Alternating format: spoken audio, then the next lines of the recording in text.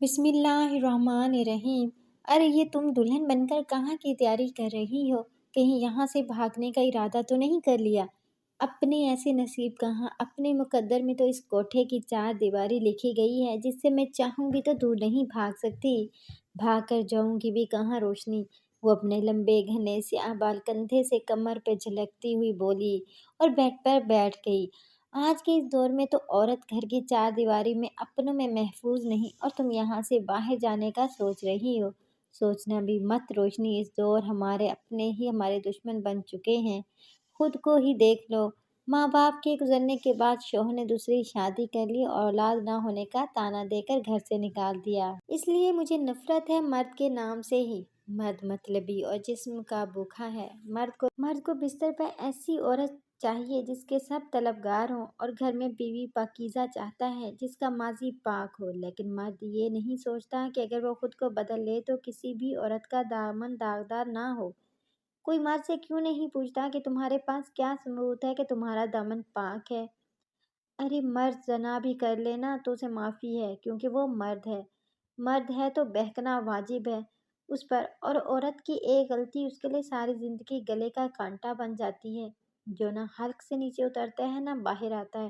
بس اس لیے نفرت ہے مجھے دنیا کے ہر مرد سے۔ بس کریں رملا بی بی، اتنی نفرت اچھی نہیں ہوتی۔ کل کو آپ کو بھی بیاہ کر جانا ہے کسی مرد کے ساتھ۔ اگر اتنی نفرت دل میں رکھیں گی تو زندگی گزارنا مشکل ہو جائے گا آپ کے لیے۔ رہنے دو روشنی، مجھے نہیں جانا کسی مرد کے ساتھ بیاہ کر کے۔ میں تو یہیں رہوں گی اور اسی کوٹھے کی زینت بنوں گی۔ اس دنیا کے مردوں سے اچھے تو یہ گھنگرو ہیں جو نہ تو بے وفائی کرتے ہیں اور نہ ہی چھوڑ کر جاتے ہیں۔ جن پیروں کی زینت بن جائیں اسی کے ہو جاتے ہیں، کسی دوسرے پیر میں جانا بھی چاہیں تو اپنی تاثیر کھو دیتے ہیں۔ اللہ نہ کرے بی بی جی، اللہ آپ کو اس گند بھری زندگی سے محفوظ رکھے، آمین۔ رہنے دو روشنی، مجھے ایسی دعا نہ دو جس کا میں مان نہ رکھ سکوں۔ اگر آج میرا باپ میرے سر پر ہوتا تو شاید میں تمہاری بات پر آمین کہتی، لیکن اب نہیں کہہ سکتی، کیونکہ جو باپ اپنی بیٹی کے سر پر شفقت کا ہاتھ نہیں رکھ سکے، اپنی بیٹی کو دنیا کے سامنے بیٹی نہ کہہ سکے، ایسے باپ سے تو میں بن باپ کی ہی اچھی ہوں۔ اگر میری ماں کو ذلت کے اس گڑھے سے نکالنے کا وعدہ کیا ہی تھا اس کو تو پورا نبھاتا، مگر نہیں، اس کے لیے میری ماں سے نکاح کرنا تو آسان تھا، مگر اپنے گھر کی زینت بنانے سے ڈر گیا، کیونکہ وہ ایک عزت دار خاندان کا وارث تھا اور میری ماں اس کیچڑ کا داغ تھی۔ یہ عزت دار خاندانوں کے مرد ہم جیسوں کو بستر پر تو سجا سکتے ہیں مگر گھر نہیں بسا سکتے۔ گھر بسانے کے لیے تو انہیں ایک عزت دار عورت چاہیے جو بس ان کی ہو کر رہے، کسی اور خیال بھی ان پر حرام ہو، اور خود چاہے دنیا کی ہر عورت پر نظر رکھ لیں، انہیں کوئی خوف خدا نہیں۔ میں تو یہ سوچتی ہوں کہ عورتیں پتہ نہیں کیسے مرد کی بے وفائی پر خاموش رہ لیتی ہیں، صرف اس کے لیے ان کا گھر نہ خراب ہو جائے، ان کے دامن پر طلاق کا دھبا نہ لگ جائے۔ ارے ایسی عورتوں کو تو ڈوب کر مر جانا چاہیے۔ یہ خود مرد کو آزادی دیتی ہیں اور پھر کونوں میں منہ چھپا چھپا کر روتی ہیں۔ رملا میں بھی آپ ابھی کم عمر ہیں، ان باتوں کو نہیں سمجھ سکتی۔ عزت کی روٹی ذلت کی زندگی سے لاکھ گنا بہتر ہوتی ہے۔ منافق مرد جیسا بھی ہو، لیکن اپنی بیوی کی طرف اٹھنے والی ہر غیر نگاہ اس کا سینہ چیر دیتی ہے۔ میرے شوہر نے طلاق مجھے خود نہیں دی تھی، بلکہ اپنی ماں اور بہنوں کے دباؤ میں آ گیا تھا، اور میرے بھائی نے مجھے اس لیے پناہ نہیں دی کیونکہ میرے دامن پر بدکرداری کا دھبا تھوپ دیا گیا تھا طلاق کی وجہ بنا کر۔ ضروری نہیں کہ ہر مرد ایسا ہو۔ میری زندگی جیسی بھی گزری گزر گئی، لیکن آپ اپنے لیے ایسی زندگی کی دعا مت کرنا۔ یہاں مرد عورت کو صرف گوشت کی دکان سمجھتے ہیں، آتے ہیں، جسم نوچتے ہیں اور ایک غسل سے خود کو پاک کر لیتے ہیں، لیکن ہم عورتیں اپنا نامہ اعمال گناہوں سے بھرتی جا رہی ہیں۔ پتہ نہیں کس منہ سے جائیں گی خدا کے سامنے، پتہ نہیں ہماری بخشش ہوگی بھی یا نہیں۔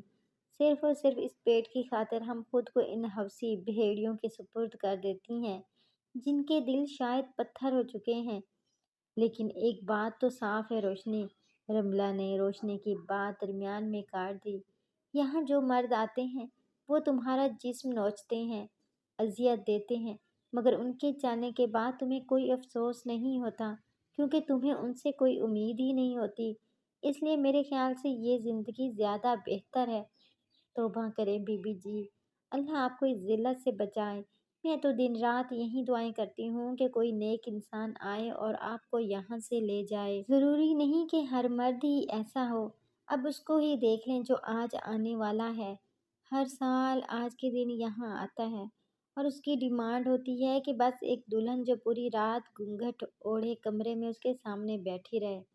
پچھلے 3 سال سے یہ سلسلہ چل رہا ہے، لیکن مجال ہے جو اس نے آج تک مجھے ہاتھ بھی لگایا ہو۔ بس چپ چاپ فرش پہ بیٹھ کر شراب پیتا رہتا ہے، پتہ نہیں کس بات کی سزا دیتا ہے خود کو۔ دیکھنے میں تو کسی اچھے گھر کا لگتا ہے، لیکن پتہ نہیں کیا حادثہ ہوا ہے اس کے ساتھ جو وہ ہر سال ایسا کرتا ہے اور یہاں آتا بھی بس اسی دن ہے۔ اچھا، یہ کہانی تو پہلے کبھی نہیں سنی روشنی، رملہ نے جیسے اس کی بات کا مذاق بنایا۔ روشنی نے افسوس سے سر ہلایا۔ یہ کہانی نہیں، حقیقت ہے رملہ بی بی، واقعی وہ ایک غیرت مند مرد ہے۔ اس ایک رات کی بہت بھاری قیمت ادا کرتا ہے بوا جی کو، اگر چاہے تو کچھ بھی کر سکتا ہے، لیکن میرا خدا گواہ ہے کہ اس نے آج تک مجھے دیکھا تک نہیں۔ میں جس طرح رات کو جاتی ہوں اسی طرح صبح کمرے سے واپس آتی ہوں۔ میں تو خود حیران ہوں کہ آج کے دور میں ایسے مرد بھی موجود ہیں۔ بس کر دو روشنی، کم از کم اسے غیرت مند تو مت بولو۔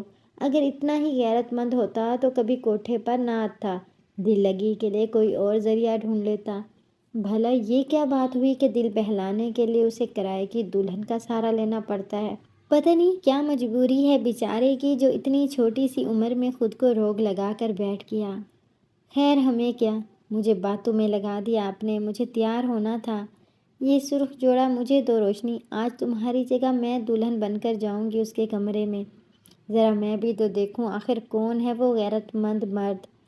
آج کے دور میں اتنا نیک انسان کہاں سے آ گیا؟ آپ کا دماغ خراب ہو گیا بی بی جی، مجھے مروانا ہے اپنے بوا جی سے۔ اگر انہیں پتہ چل گیا نا تو آج کی رات میری زندگی کی آخری رات ثابت ہوگی۔ روشنی اس کے ہاتھ سے لہنگا پکڑتی ہوئی بولی۔ کچھ نہیں ہوتا روشنی، تم یہ مجھے دو اور تیار کرو مجھے، اماں کی فکر مت کرو۔ ویسے بھی وہ شہر سے باہر ہیں، اتنی جلدی نہیں آنے والی، ان کا کچھ پتہ بھی نہیں ہے رملہ بی بی، وہ کب آ جائیں، میں اتنا بڑا دھوکہ نہیں دے سکتی انہیں۔ آپ نے صبح یونیورسٹی واپس جانا ہے، اپنی پیکنگ کریں اور پڑھائی پر دھیان دیں۔ ان سب کاموں میں پڑنے کی ضرورت نہیں آپ کو، آج نہیں تو کل ان کاموں میں پڑنا ہی ہے روشنی، تو آج کیوں نہیں؟ آخر تمہیں ڈر کس بات کا ہے، اماں کا یا پھر اس بات کا کہ وہ میرے ساتھ کچھ غلط نہ کر دے؟ دونوں کا ڈر ہے مجھے بی بی جی۔ اچھا، ابھی تو تم کہہ رہی تھی کہ وہ بڑا غیرت مند ہے، تمہاری طرف کبھی آنکھ اٹھا کر نہیں دیکھتا، اور اب کہہ رہی ہو کہ ڈر لگ رہا ہے۔ وہ اس لیے بی بی جی کہ آپ جوان ہو اور خوبصورت بھی، لیکن میری تو عمر ہو گئی، کہیں اس کی نیت بدل گئی تو؟ آپ ہیں بھی تو اتنی پیاری کہ کوئی بھی آپ کو دیکھ کر ڈگمگا جائے، اور وہ تو نشے میں ہوگا۔ آپ خدا کے لیے مجھے یہ لہنگا واپس کر دیں اور اپنے کمرے میں جائیں۔ نہیں روشنی، ایک بار جو میں نے سوچ لیا وہ کیے بغیر اپنے قدم پیچھے نہیں ہٹاتی۔ تم مجھے تیار کرو جلدی اور اس کمرے میں پہنچاؤ۔ میرے کمرے میں میرے موجود نہ ہونے کا کسی کو پتہ نہ چلے، یہ ذمہ داری بھی تمہاری ہے۔ لیکن بی بی جی، لیکن کچھ نہیں روشنی، میں یہ پہن کر آ رہی ہوں۔ زبردستی لہنگا اٹھائے واش روم چلی گئی اور کچھ دیر بعد باہر آ کر ڈریسنگ کے سامنے بیٹھ گئی۔ کرو مجھے تیار، انداز حکمانہ تھا۔ روشنی بے بسی سے آگے بڑھی اور اسے تیار کرنے میں مصروف ہو گئی۔ ایک بار پھر سوچ لیں بی بی جی، اگر کچھ ہو گیا نا تو اس کا انجام ہم دونوں کے لیے بہت بھیانک ہوگا۔ جب روشنی اسے تیار کر چکی تو اسے روکنے کی ایک آخری کوشش کی، مگر رملہ نے گھونگھٹ چہرے پر گرا لیا اور چلو روشنی، مجھے اس کمرے میں چھوڑ دو، چپ چاپ، اور میرے کمرے میں جا کر میرے بستر پر لیٹ جاؤ تاکہ اگر کوئی آ بھی جائے تو ٹینشن نہ ہو۔ روشنی کو بازو سے کھینچتی ہوئی کمرے سے باہر لے گئی اور روشنی نے ڈرتے ڈرتے مطلوبہ کمرے کا دروازہ کھول کر اسے اندر جانے کو بولا اور خود تیزی سے رملہ کے کمرے میں چلی گئی۔ یہ کسی کوٹھے کا کمرہ ہے یا دلہن کا؟ رملہ حیرت زدہ سی کمرے کی سجاوٹ پر نظر ڈالتی ہوئی بیڈ پر بیٹھ گئی۔ حد ہے ویسے، عجیب شوق ہیں ان امیر زادوں کے، یہی پیسہ کسی غریب کی بیٹی کو دے دیتا، بھلا کسی کا بھلا ہو جاتا۔ موبائل کا کیمرہ آن کرتے ہوئے اپنی چند تصاویر بنائیں اور پھر دروازے کے باہر قدموں کی آہٹ سن کر تیزی سے فون تکیے کے نیچے چھپایا اور گھونگھٹ اوڑھے بیٹھ گئی۔ کمرے کا دروازہ کھلا اور وہ کالی شلوار قمیص پہنے، کندھوں پر شال پھیلائے رملہ کی طرف دیکھے بغیر چپ چاپ صوفے پر بیٹھ گیا۔ رملہ سر جھکائے بیٹھی رہی۔ اس کے دل کی دھڑکن بڑھ چکی تھی۔ آج پہلی بار وہ کسی انجان مرد کے ساتھ ایک بند کمرے میں موجود تھی، جس کی موجودگی اسے کسی انجانے خوف میں گھیر چکی تھی۔ وہ صوفے سے اٹھ کر بیڈ کی طرف بڑھا اور رملہ کا تو جیسے سانس ہی اٹک گیا ہو۔ دھم سادھے اس کے قدم بیڈ کی طرف بڑھتے دیکھنے لگی اور تھر تھر کانپنے لگ گئی۔